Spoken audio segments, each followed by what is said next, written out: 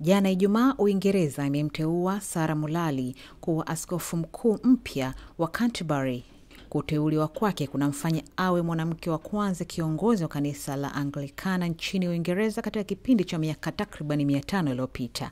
Kabla nafasi hii mpya alikuwa askofu wa London tangu mwaka 2018, wakati aliporuhusiwa kuwa wanawake wanaweza kuwa maaskofu kwenye kanisa hilo. Nesi huyo wa zamani mwenye miaka 63 anaingia katika vitabu vya historia ya kanisa hilo nchini Uingereza, ambalo linaendelea kukumbwa na kashfa mbalimbali kuhusu msimamo wake kuhusu ndoa jinsia moja na sakata la unyanyasaji wa watoto. Katika hotuba yake ya kwanza, ameahidi kulinda umoja wa kanisa hilo na kuhakikisha kuwa waumini wake wanakuwa salama, na kuongeza kuwa anakabiliwa na kazi kubwa ya kuhakikisha kuwa kanisa hilo linakuwa moja.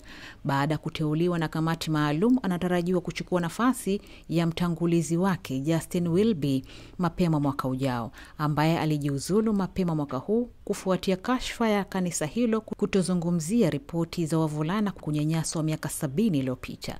Mfalme Charles wa III ndiye kiongozi wa juu kabisa wa kanisa hilo la Uingereza, nafasi iliyoanzishwa katika karne ya 16 baada ya Mfalme Henry wa 8 kujitenga na kanisa Katoliki.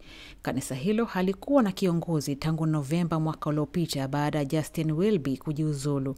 Kanisa Anglikana duniani lina waumini zaidi ya milioni 85 katika nchi 165, lakini kila nchi inajitegemea na kujitawala. Ila askofu mkuu wa Canterbury, Sarah Mullally, anaonekana kuja kuunganisha kanisa hilo duniani.